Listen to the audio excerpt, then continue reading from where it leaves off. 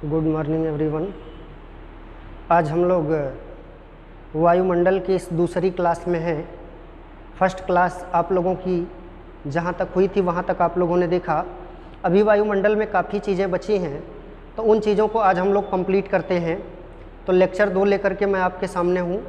ये दिशा कोचिंग का YouTube channel, जिसे आप सभी लोगों का बहुत सारा प्यार मिल रहा है, तो आप लोग देखते रहिए। चलिए आज हम लोग वायुमंडल का अपना दूसरा लेक्चर पढ़ते हैं। तो सबसे पहले क्या पढ़ेंगे, देखिए पिछले दिन हम लोगों ने पढ़ा क्या था, पहले 1 मिनट में उसकी चर्चा कर लूँ। तो हम लोगों ने चर्चा किया था वायुमंडल की परिभाषा की। वायुमंडल की परिभाषा के बाद एक चर्चा किया था कि सतह से ऊंचाई की ओर जाने पर ताप, दाब, घनत्व तीनों घटता है।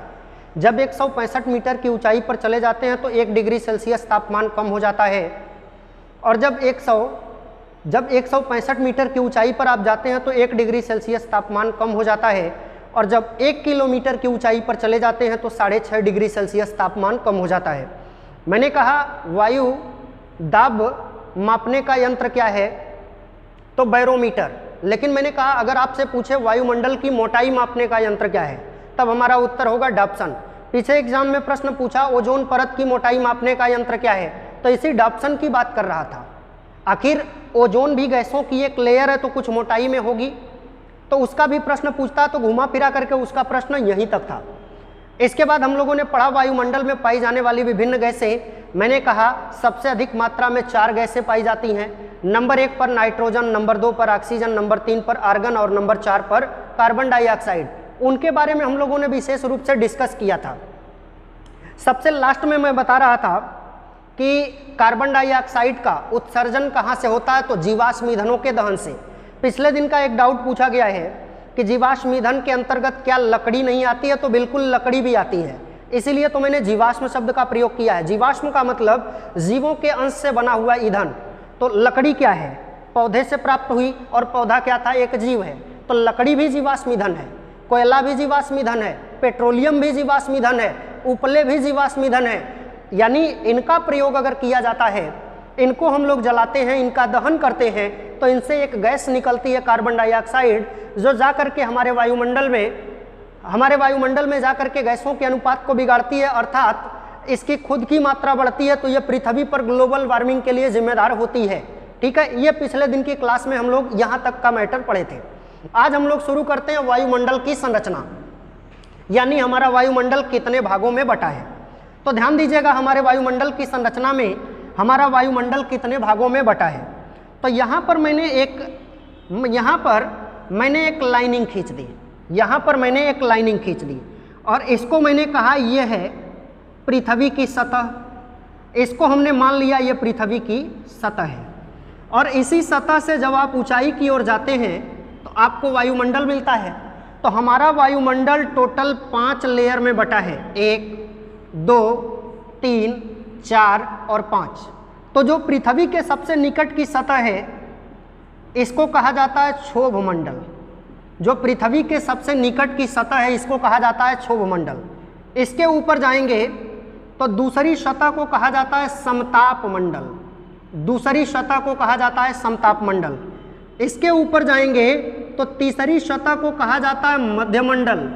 इसके ऊपर जाएंगे तो चौथी सतह को कहा जाता है आयन मंडल, और इसके ऊपर जाएंगे तो 5वीं सतह को कहा जाता है वाह्य या वहीर मंडल, या इसी को कहा जाता है वहीर मंडल। ठीक ना, इसको कहा जाता है क्षोभ मंडल, समताप मंडल, मध्य मंडल, आयन मंडल, वायु मंडल या बहिर मंडल। अब एग्जाम में एक प्रश्न और करता है, कि इनकी ऊंचाई क्या होती है। तो जरा सा देखिएगा, ये पृथ्वी की सतह से लेकर के 18 से 20 किलोमीटर की ऊंचाई तक पाई जाती है। इसके बाद क्षोभ मंडल के ऊपर बढ़ेंगे तो 18 से 20 किलोमीटर के ऊपर और 50 किलोमीटर तक कौन सी सतह पाई जाती है, समताप मंडल। इसके ऊपर बढ़ेंगे तो 50 से लेकर 80 किलोमीटर के मध्य कौन सी सतह पाई जाएगी, मध्य मंडल। इसके ऊपर बढ़ेंगे तो 640 किलोमीटर, कहीं कहीं 400 दिया हुआ है, 640 किलोमीटर की ऊंचाई तक कौन सी परत पाई जाती है, आयन मंडल। इसके ऊपर बढ़ेंगे तो 2900 किलोमीटर की ऊंचाई तक कौन सी परत पाई जाती है? तो इसको कहा जाता है वायुमंडल या बहिर्मंडल। कुछ वैज्ञानिक मानते हैं कि ये 36,000 किलोमीटर की ऊंचाई तक पाई जाती है। ठीक है, तो वो हमारे लिए कोई मुद्दा नहीं है, लेकिन हमको बेसिक बातें ये जाननी है। पृथ्वी के ऊपर जो हमारा वायुमंडल पाया जाता है, वायुमंडल कितने लेयर में बटा है? 5 लेयर में। सबसे पृथ्वी के निकट की सतह कौन सी है? क्षोभमंडल। इसके ऊपर समताप मंडल, इसके ऊपर मध्यमंडल, इसके ऊपर आयन मंडल, इसके ऊपर वायुमंडल या बहिर्मंडल। ठीक है ना? इनकी ऊंचाई पूछेगा तो क्षोभमंडल 18 से लेकर 20 किलोमीटर की ऊंचाई तक, समताप मंडल 50 किलोमीटर की ऊंचाई तक, मध्यमंडल 80 किलोमीटर की ऊंचाई तक, आयन मंडल 640 किलोमीटर की ऊंचाई तक, वायुमंडल या बहिर्मंडल 2900 किलोमीटर की ऊंचाई तक पाया जाता है। ठीक है ना? लेकिन एक चीज जानते रहिएगा कि आजकल परीक्षाओं में ये हिंदी वाला नाम थोड़ा कम देने लगा है, अब इसका नाम इंग्लिश में पूछने लगा है। तो इधर मैंने हिंदी लिखा है तो इधर इंग्लिश लिख देते हैं। इसको इंग्लिश में कहा जाता है ट्रोपोस्फियर। इसको इंग्लिश में कहा जाता है ट्रोपोस्फियर। स्फीयर का मंडल, स्फीयर का मतलब होता है मंडल, और ट्रोपो का हिंदी अर्थ होगा शोभ, अर्थात ये शोभ मंडल है। शोभ मंडल का क्या नाम है? ट्रोपोस्फियर। इसके ऊपर जाएंगे तो इसको कहा जाता है स्ट्रेटोस्फियर। इसको कहा जाता है स्ट्रेटोस्फियर। इसके ऊपर जाएंगे तो मीजोस्फियर। इसके ऊपर जाएंगे तो मीजोस्फियर। इसके ऊपर जाएंगे तो इसको कहा जाएगा आयनोस्फियर। इसको कहा जाएगा आयनोस्फियर, और इसको कहा जाता है एक्सोस्फियर। इसको कहा जाता है एक्सोस्फियर। अब जरा ध्यान दीजिएगा कि एग्जाम में सबसे ज़्यादा अंग्रेजी वाला नाम किसका पूछता है? इसका और इसका। इन दोनों का एग्जाम में सबसे ज़्यादा अंग्रेजी में नाम पूछता है।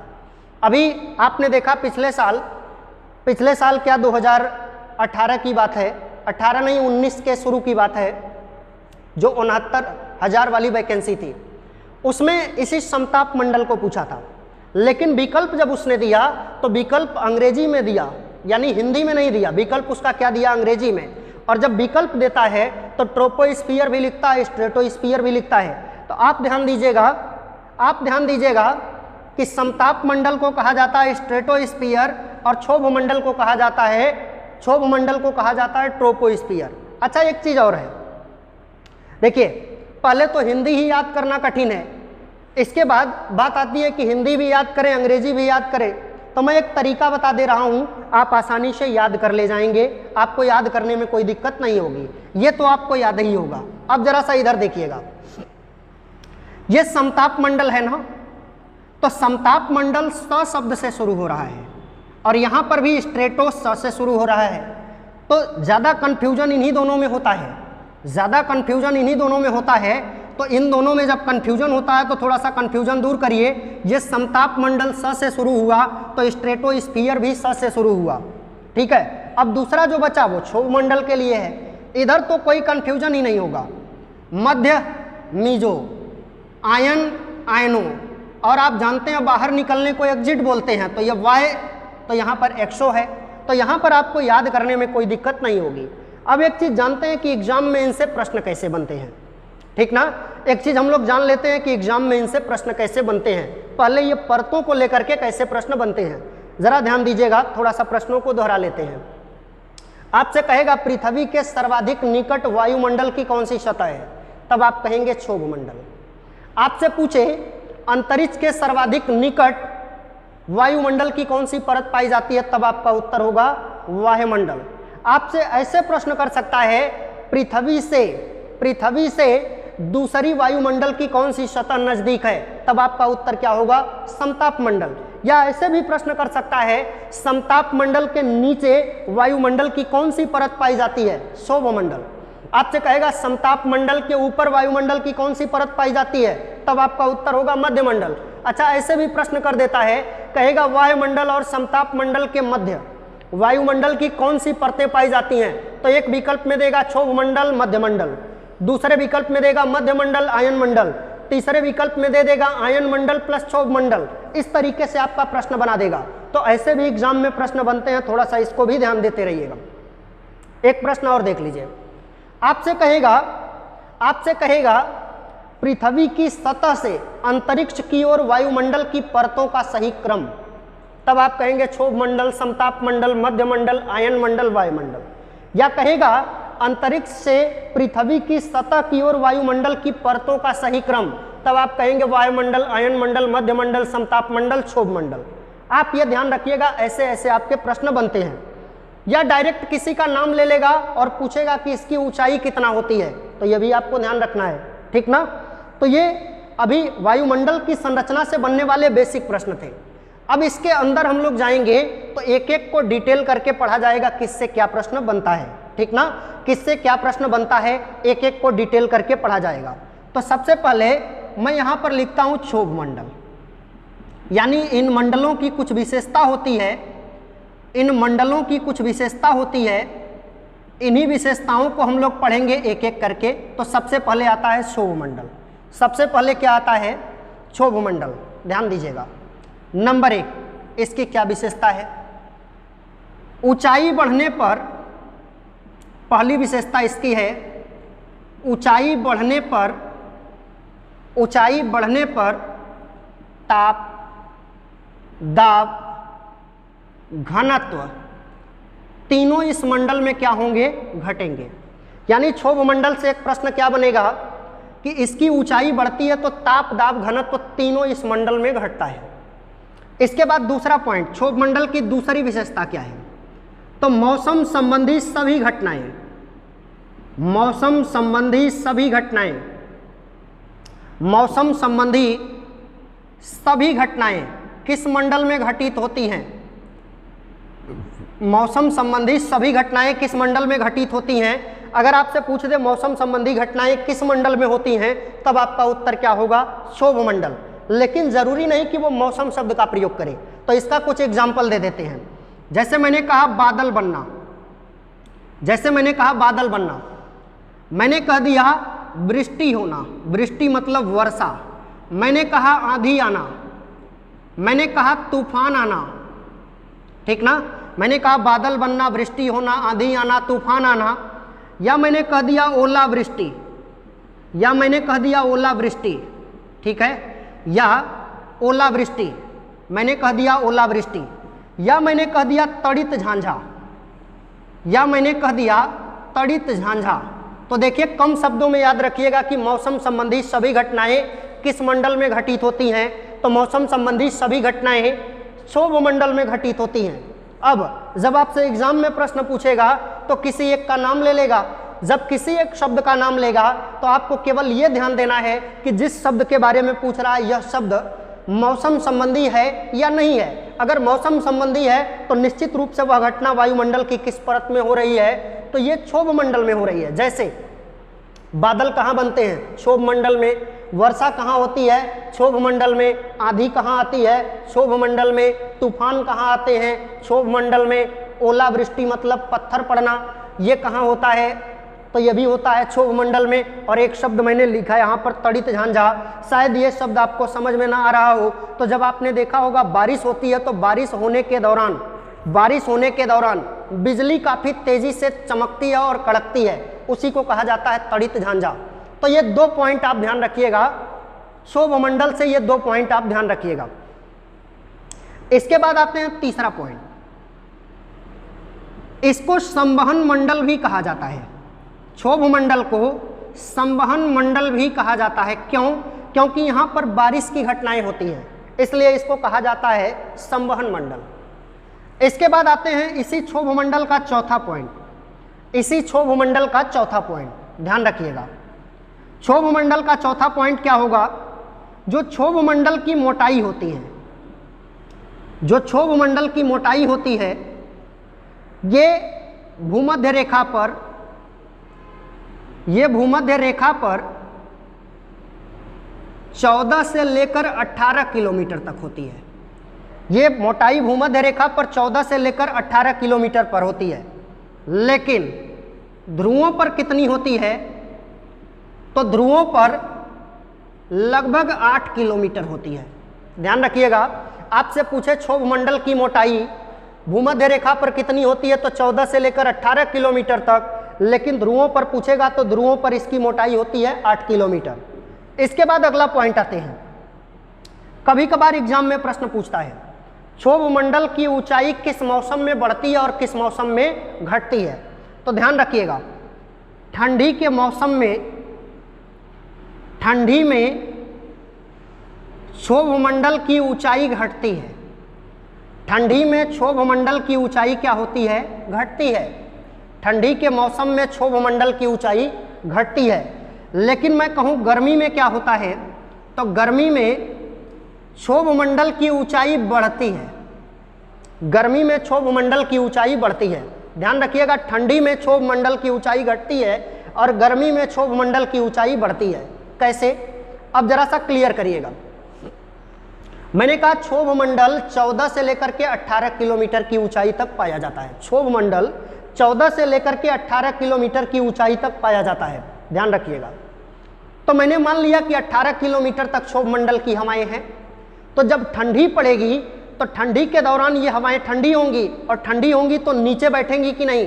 तो हमने मान लिया 1 किलोमीटर नीचे भी बैठ गई तो क्षोभ मंडल की ऊंचाई ठंडी में घटी कि नहीं घटी।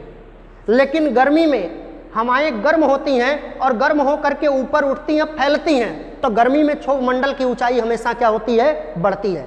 एक बार मैं फिर से दोहरा देता हूं, क्षोभ मंडल से क्या क्या प्रश्न बनते हैं। इधर जो बनते हैं वो मैंने आपको बता दिया था, इधर बता देते हैं।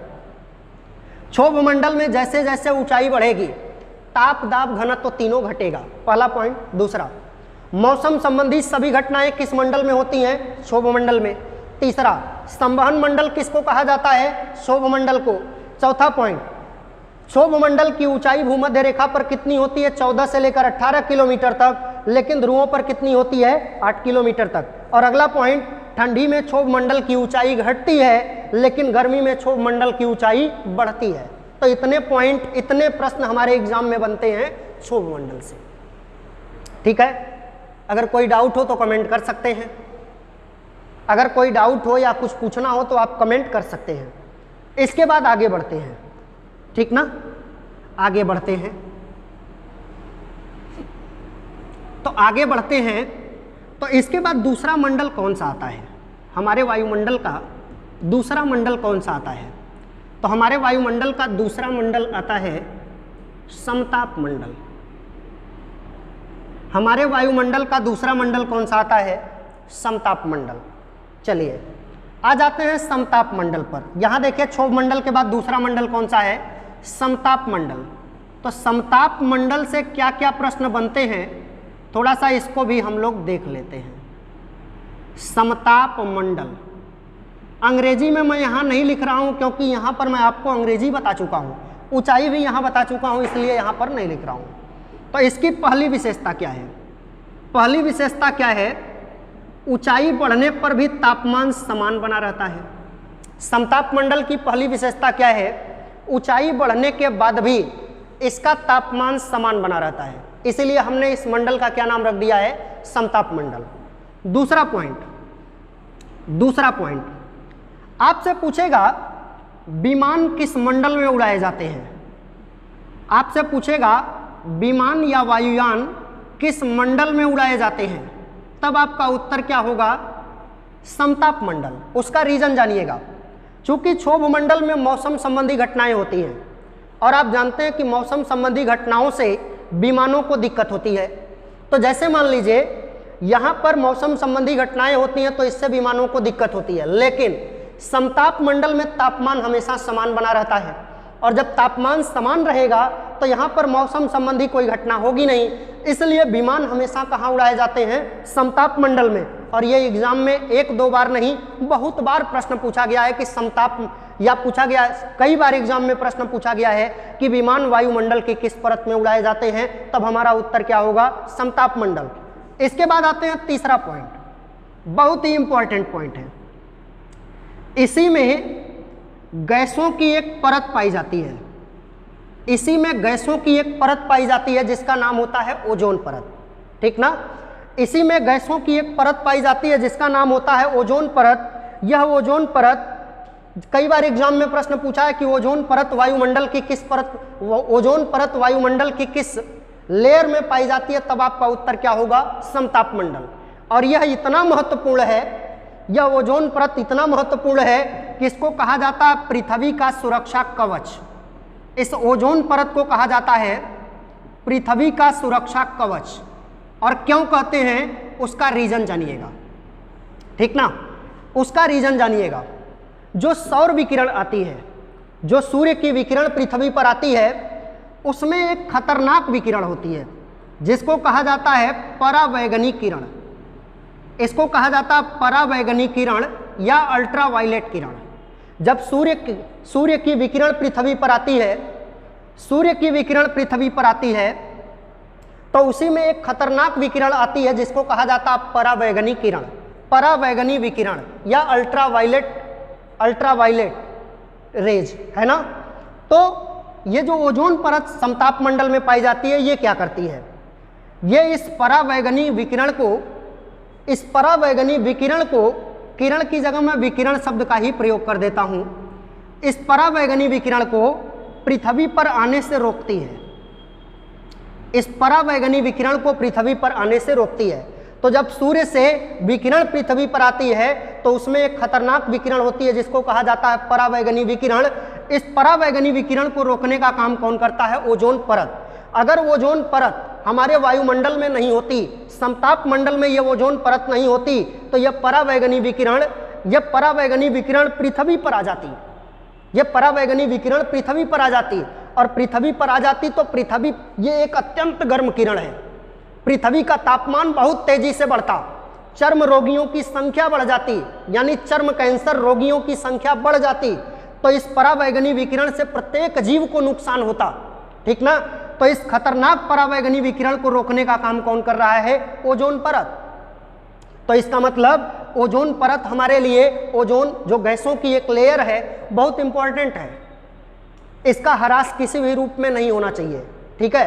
क्योंकि ओजोन परत अगर बनी रहेगी तो यह परावैगनी विकिरण को रोकती रहेगी। अगर ओजोन का नुकसान हुआ तो इसका मतलब यह परावैगनी विकिरण नीचे आएगी, और नीचे आएगी तो पृथ्वी की गर्मी को बढ़ा देगी, साथ साथ चर्म कैंसर रोगियों की संख्या को बढ़ा देगी, और यह हमारी पृथ्वी पर भूमंडलीय उष्मीकरण के लिए भी जिम्मेदार होगी, ठीक ना?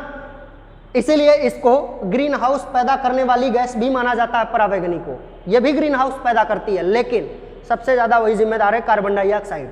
आगे आते हैं। तो जब ओजोन हमारे लिए इतना महत्वपूर्ण है, अगर ओजोन गैस हमारे लिए इतना महत्वपूर्ण है, तो किसी भी तरीके से ओजोन परत को नुकसान नहीं पहुंचना चाहिए। तो इस ओजोन परत को नुकसान किससे होता है? ओजोन परत को नुकसान किससे होता है, ठीक ना? तो इसके लिए एक गैस जिम्मेदार है। ओजोन परत को नुकसान पहुंचाने के लिए एक गैस जिम्मेदार है जिसको कहा जाता है CFC। इसको कहा जाता है CFC। पूरा नाम इसका होगा क्लोरोफ्लोरोकार्बन। पूरा नाम इसका होगा क्लोरोफ्लोरोकार्बन। ये क्लोरोफ्लोरोकार्बन क्या करती है? ये हमारे ओजोन परत को नुकसान पहुंचाती है। यानी ओजोन परत हमारे लिए इतना इंपॉर्टेंट है तो किसी भी रूप में ओजोन परत को नुकसान नहीं पहुंचना चाहिए। तो ओजोन परत को नुकसान कौन पहुंचाता है? एक गैस है। वैसे नुकसान तो कई पहुंचाते हैं, लेकिन एक गैस है जो सबसे अधिक ओजोन परत को नुकसान पहुंचाने के लिए जिम्मेदार है, जिसका नाम है CFC, यानी क्लोरोफ्लोरोकार्बन। तो बात आती है कि CFC का उत्सर्जन कहां से होता है? इस CFC गैस का उत्सर्जन कहां से होता है? तो एक शब्द में याद रखिएगा, प्रशीतक गृहों से। इसका उत्सर्जन कहां से होता है? प्रशीतक गृहों से। यानी क्लोरोफ्लोरोकार्बन का उत्सर्जन कहां से होता है? प्रशीतक गृहों से। एक शब्द में याद करने के लिए मैंने बताया। अब इसके एग्जाम्पल में आते हैं कि प्रशीतक गृहों का एग्जाम्पल कौन कौन है, ठीक ना? तो जैसे मैंने कह दिया रेफ्रिजरेटर, यानी कम शब्दों में मैं लिखूं तो फ्रिज। इसके बाद मैं लिख सकता हूं AC, ठीक ना? फ्रिज से यह निकलती है, AC से निकलती है। इसके अतिरिक्त कोल्ड स्टोरेज, जहां पर आलू को स्टोर करके रखा जाता है, ठीक ना? और साथ साथ सौंदर्य प्रसाधन की सामग्रियां, जितनी भी सौंदर्य प्रसाधन की सामग्रियां हैं, इनसे भी कौन सी गैस निकलती है? तो CFC गैस निकलती है। ध्यान रखिएगा, आपसे पूछे ओजोन परत कहाँ पाई जाती है, और पिछली बार 69,000 में यही प्रश्न पूछा था। उसने कहा ओजोन परत उसने कहा ओजोन परत या ओजोन नामक गैस हमारे वायुमंडल की किस परत में पाई जाती है, तो हमारा उत्तर क्या होगा, समताप मंडल। लेकिन उसने इंग्लिश में विकल्प दे रखा था, तो इंग्लिश में स्ट्रेटोस्फीयर भी था विकल्प पे, ट्रोपोस्फीयर भी था, तो समताप मंडल को अंग्रेजी में क्या बोलेंगे, स्ट्रेटोस्फीयर।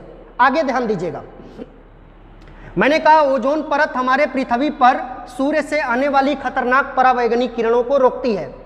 तो अगर ओजोन को नुकसान पहुंचेगा तो इसका मतलब ओजोन की मात्रा कम होगी, और ओजोन की मात्रा कम होगी तो ये जो परावैंगनिक किरणें हैं पृथ्वी पर आ जाएंगी। अब बात आती है कि ओजोन को नुकसान कौन पहुंचाता है, तो ओजोन को नुकसान पहुंचाने के लिए कौन जिम्मेदार है, CFC यानी क्लोरोफ्लोरोकार्बन। क्लोरोफ्लोरोकार्बन गैस का उत्सर्जन कहाँ से होता है, प्रशीतक गृहों से होता है, प्रशीतक गृहों से होता है। और प्रशीतक गृहों के एग्जाम्पल कौन कौन से हैं, फ्रिज, AC, कोल्ड स्टोरेज, सौंदर्य प्रसाधन की सामग्रियां, इनसे कौन सी गैस निकलती है, तो इनसे निकलने वाली गैस को कहा जाता है CFC, जो किसको नुकसान पहुंचाती है, ओजोन परत को नुकसान पहुंचाती है। इसके बाद अगले पॉइंट में आते हैं, चौथा पॉइंट, ये ओजोन परत की मोटाई, ओजोन परत की मोटाई, ओजोन की मोटाई सबसे अधिक कहां पाई जाती है, ओजोन की मोटाई सबसे अधिक कहां से कहां तक है, तो 20 से लेकर के 35 किलोमीटर की ऊंचाई तक सबसे अधिक मात्रा में पाई जाती है ओजोन। यानी ओजोन परत की मोटाई सबसे अधिक हमारे वायुमंडल में कहां से कहां तक पाई जाती है, तो 20 से लेकर के 35 किलोमीटर के मध्य पाई जाती है, ठीक ना। तो इतनी बातें आपको जाननी है समताप मंडल में, इतनी बातें आपको जाननी है समताप मंडल में। तो मैंने आपको देखिए वायुमंडल की दो परतों के बारे में पढ़ाया, एक क्षोभ मंडल के बारे में पढ़ाया, दूसरा समताप मंडल के बारे में पढ़ाया, ठीक है। अच्छा, एक प्रश्न पिछले लेक्चर में मैं शायद नहीं बताया था, आज बता देता हूं। कभी आपसे प्रश्न पूछ दे कि पृथ्वी पर गर्मी जैसे आपसे पूछे पृथ्वी पर गर्मी बढ़ाने के लिए सर्वाधिक जिम्मेदार कौन है, तब आपका उत्तर होगा कार्बन डाइऑक्साइड। लेकिन पूछे पृथ्वी पर गर्मी बढ़ाने की क्षमता सबसे अधिक किस गैस के पास होती है, पृथ्वी पर गर्मी बढ़ाने की क्षमता सबसे अधिक किस गैस के पास होती है, तब आपका उत्तर होगा जल वाष्प। जल वाष्प सबसे अधिक गर्मी बढ़ाने की क्षमता रखती है। लेकिन चूंकि जल वाष्प हमेशा हमारे वायुमंडल में मौजूद नहीं रहती, इसलिए सबसे अधिक गर्मी कौन बढ़ाता है, कार्बन डाइऑक्साइड, क्योंकि कार्बन डाइऑक्साइड 365 दिन और 24 घंटे होती है।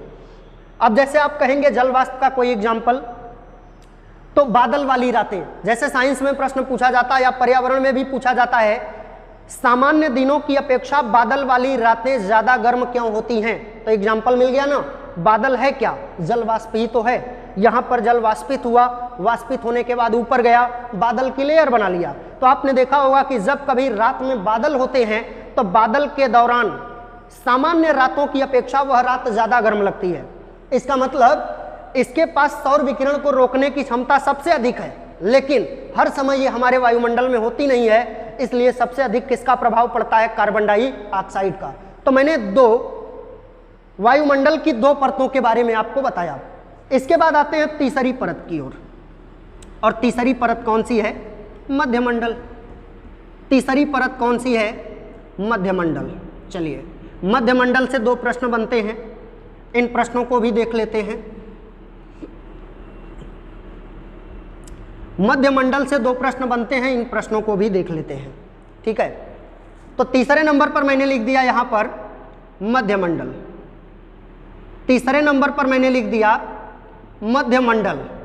इस मध्यमंडल से क्या क्या प्रश्न बनते हैं इसको भी देख लेते हैं, ठीक ना। इस मध्यमंडल से क्या क्या प्रश्न बनते हैं इसको भी देख लेते हैं। तो तीसरे नंबर में नंबर 1 ध्यान दीजिएगा, मैंने कहा क्षोभ मंडल में जैसे जैसे ऊंचाई बढ़ेगी ताप दाब घनत्व तो तीनों घटेगा, लेकिन समताप मंडल में तापमान समान हो जाता है, और जैसे ही आप मध्यमंडल में आते हैं तापमान फिर से घटने लगता है। इसके ऊपर जाएंगे तो बाकी दोनों मंडल में तापमान बढ़ेगा, तो इसका मतलब सबसे कम तापमान किस में पाया जाता है, मध्यमंडल में। तो पहला पॉइंट ध्यान रखिएगा, सबसे कम तापमान, यह टेट में पूछा जा चुका है प्रश्न, सबसे कम तापमान वायुमंडल की किस परत में पाया जाता है? तब हमारा उत्तर क्या होगा? मध्यमंडल। इसके बाद दूसरा पॉइंट ध्यान रखिएगा, आपने नाम सुना होगा उल्का पिंड। उल्का पिंड जब अंतरिक्ष से टूटकर पृथ्वी की ओर आते हैं तो उल्का पिंड में आग किस वायुमंडल की परत में लगती है? उल्का पिंड जब पृथ्वी पर टूट करके गिरते हैं तो इसी मंडल में इसमें क्या होता है? आग लग जाती है। यानी वायुमंडल में जब उल्का पिंड टूट करके गिरते हैं तो किस मंडल में इनमें आग लगती है? तो मध्यमंडल में लगती है। ध्यान रखिएगा, दो प्रश्न मध्यमंडल से क्या क्या दो प्रश्न बनेंगे? वायुमंडल की किस परत का तापमान सबसे कम होता है? तब हमारा उत्तर क्या होगा? मध्यमंडल। आपसे पूछे उल्का पिंड टूट करके गिरते हैं तो वायुमंडल की किस परत में उनमें आग लग जाती है? तब भी हमारा उत्तर क्या होगा? मध्यमंडल। तो मध्यमंडल से दो प्रश्न बनते हैं, वो मैंने आपको बता दिया। इसके बाद आते हैं चौथे नंबर पर, और चौथे नंबर पर कौन सी परत है? आयन मंडल। चौथे नंबर पर वायुमंडल की कौन सी परत आती है? आयन मंडल। चौथे नंबर पर वायुमंडल की कौन सी परत आती है? आयन मंडल। ध्यान रखिएगा, आयन मंडल से क्या क्या प्रश्न बनते हैं? तो नंबर 1 आपसे पूछेगा रेडियो तरंगे वायुमंडल की किस परत से परावर्तित होती हैं? रेडियो तरंगे वायुमंडल की किस परत से परावर्तित होती हैं? तब आपका उत्तर क्या होगा? आयन मंडल। तब आपका उत्तर क्या होगा? आयन मंडल। अच्छा ध्यान दीजिएगा, चूंकि पहले रेडियो ही चलता था, तो पहले रेडियो चलती थी तो हमारी थ्योरी में रेडियो का जिक्र हर जगह मिलता है। तो एग्जाम में यह प्रश्न तो सैकड़ों बार पूछा गया होगा कि रेडियो तरंगे वायुमंडल की किस परत से परावर्तित होती हैं। लेकिन अब आप जानते रहिएगा, रेडियो तरंगों के साथ साथ संचार उपकरणों के समस्त सिग्नल, संचार उपकरणों के समस्त सिग्नल, संचार उपकरणों के समस्त सिग्नल हमको किस वायुमंडल से परावर्तित होते हैं? किस परत से रेडियो तरंगे किस जैसे आपसे पूछे रेडियो तरंगे वायुमंडल की किस परत से परावर्तित होती हैं? तब आपका उत्तर होगा आयन मंडल। लेकिन साथ साथ ये जानना है, संचार उपकरणों के जितने भी संचार उपकरण हैं सबके सिग्नल हमको किस वायुमंडल की किस परत से परावर्तित होकर प्राप्त होते हैं? तो आयन मंडल। जैसे एग्जाम्पल के तौर पर मैं बताऊं, आज हम लोग मोबाइल का यूज करते हैं, तो मोबाइल का सिग्नल भी हमको कहां से आकर के मिलता है? आयन मंडल से। हम लोग नेट का यूज करते हैं, उसका भी कहां से? तो यहीं से आता है, आयन मंडल से। टीवी का सिग्नल हमको परावर्तित होकर के प्राप्त होता है, तो यह भी किससे प्राप्त होता है? आयन मंडल से। तो यह ध्यान रखिएगा कि वायुमंडल की जो आयन मंडल वाली परत है, समस्त प्रकार की तरंगे संचार उपकरणों से लगाए रेडियो तरंगे तक परावर्तित कहां से होती हैं? आयन मंडल से। इसके बाद इसकी दूसरी विशेषता जानिए आयन मंडल की।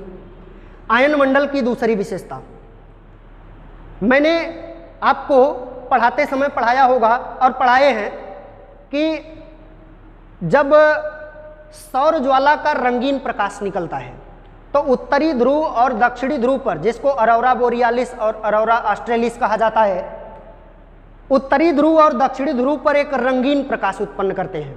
तो वो रंगीन प्रकाश वायुमंडल की किस परत में प्राप्त होता है? तो इसी में। तो यहां पर मैं लिख देता हूं, सौर ज्वाला का रंगीन प्रकाश, सौर ज्वाला का रंगीन प्रकाश हमको किस वायुमंडल की किस परत से प्राप्त होता है? तब भी हमारा उत्तर क्या होगा? आयन मंडल।